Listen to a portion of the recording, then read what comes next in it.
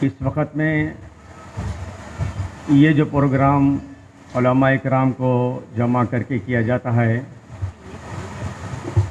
एक बड़ी मेहनत के बाद आपको टेलरिंग सिखाए, कटिंग सिखाए, कपड़े सीना सिखाए, उसके बाद कुछ दीन की बातें भी आप लेकर जाएं।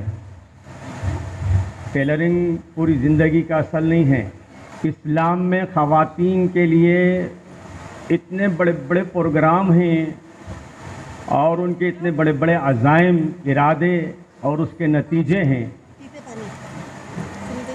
एक बात आपको मैं बताऊं, एक खातून, एक औरत शौहर उनके घर से निकाल रहे हैं, छोटा दूध पीता बच्चा उनके साथ में है और लेकर जा रहे हैं, जंगल में ले गए, पहाड़ों में ले गए, वादियों में ले गए और छोड़ दिया अपने बच्चे को और बीवी को। शहर छोड़कर चला गया। ये बहुत बातें होती हैं ना, शहर छोड़कर चला गया, शहर देखता नहीं, शहर खर्च नहीं देता, हम अपने पैर पर ठहरे हैं, ये बहुत बातें होती हैं। एक खातून का वाक़या सुनिए। शहर उनको लेकर निकले घर से, दूध पीता छोटा बच्चा गोद में है, जंगलों से होते होते होते पहाड़ों में गए और पहाड़ों की वादियों में ले जाकर छोड़ दिए। कुछ भी बात नहीं किया, वापस छोड़कर चले जा रहे हैं। और ये खातून पीछे से पुकार रही है कि कहाँ छोड़कर जा रहे हैं, यहाँ कोई दरख्त नहीं है, कोई साया नहीं है और कोई आदमी नहीं, कोई जानवर नहीं, कोई परिंदा नहीं। इस पहाड़ी इलाके के अंदर, डरावनी पहाड़, वो भी काले, और तुम एक अकेली औरत को, उसके दूध पीते बच्चे को छोड़कर जा रहे हैं।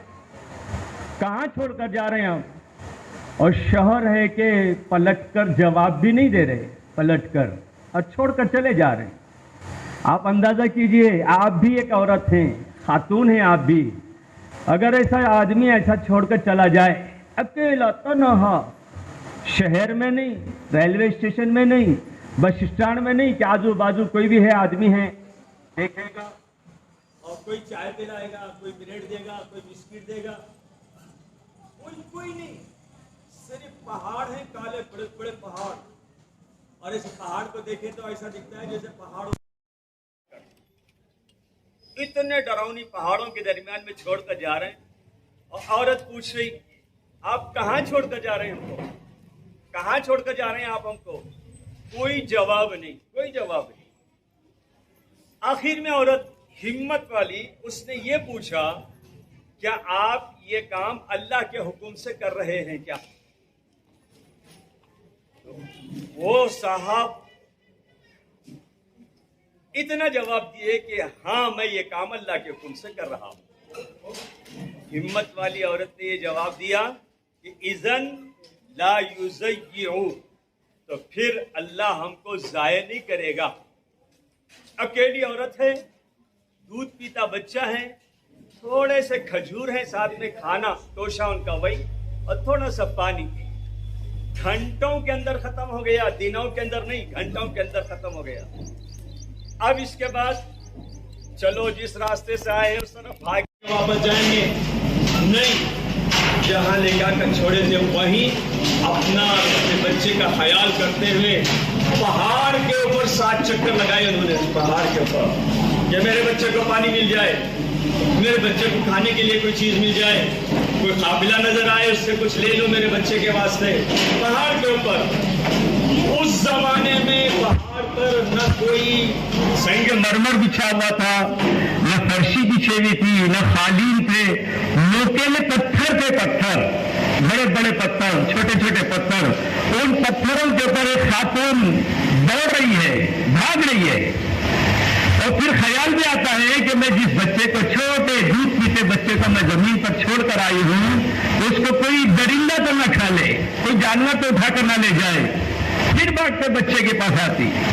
इस तरह से अपनी हिम्मतों के साथ उस औरत ने आने वाली सारी इंसानियत को बताया, क़यामत तक के इंसान को, कि देखो, एक औरत हिम्मत करती है, एक औरत इरादा करती है तो कितना اتنا بڑا کام ہوتا ہے، اللہ کی مدد کے دروازے کھل جاتے ہیں، چھوٹے بچے کے پیروں کے تلے سے پانی کا چشمہ جاری ہو جاتا ہے، اور اللہ کی ایسی مدد ہوتی ہے کہ قیامت تک آنے والے انسانوں کو ایک عورت کی بھاگ دوڑ اور اس کے بچے کا رونا اور پلانا پوری انسانیت کے لیے، قیامت تک کے آنے والے انسانوں کے لیے زمزم کا پانی پلاتا ہے۔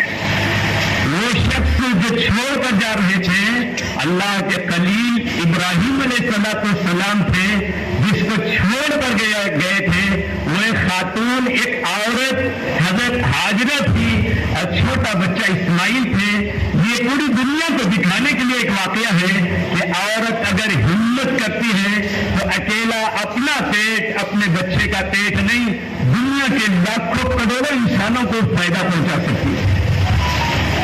ایک عورت کی ہمت، اللہ نے اس کی اس چکروں کو، اس بھاگنے اور دوڑنے کو اتنا پسند فرمایا کہ قیامت تک کے آنے والے ایمان والوں سے کہا تمہارا حج اس وقت تک مکمل نہیں ہوگا جب تک ایک عورت کی بھاگ دوڑ، اس کی چکر لگانے کی نقل تم جب تک نہیں اتارتے، اور صفا اور مروہ کی تم جب تک یہ نہیں کرتے، بھاگتے نہیں کر۔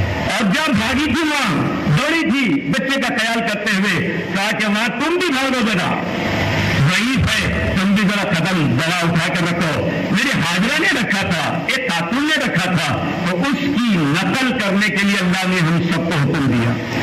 رسول اللہ صلی اللہ علیہ وسلم نے بھی جب حج کیا اور صفا اور مروہ کو جب گئے تو وہاں آپ صلی اللہ علیہ وسلم نے بھی وہ چکر لگائے، اور وہاں آپ صلی اللہ علیہ وسلم نے جہاں دوڑا تھا ایک خاتون نے، آپ بھی تیز قدم رکھ کے دوڑ کر چلے۔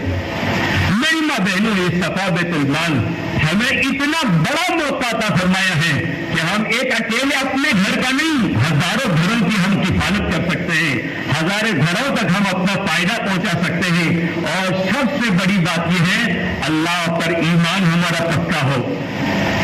یہ جو جلسہ رکھا گیا ہے، اب آپ کو یہ لوگ بیٹھ کر کٹنگ نہیں سکھائیں گے نئے سے، میں کوٹ کاٹنا سکھاؤں، مولانا شیروانی کاٹنا سکھائیں، اور ایک مولانا آپ کو پینٹ کاٹنا سکھائیں، اور ایک مولانا شرٹ کاٹنا سکھائیں، یہ نہیں سکھائیں گے اب یہاں اس وقت میں۔ تو آپ سکھائے، تجربے کار ہیں، آپ ٹیلرنگ کے معلمہ ہیں، اب ہر ایک آپ سکھا سکتے ہیں، اتنا آپ کے اوپر محنت کی گئی ہے۔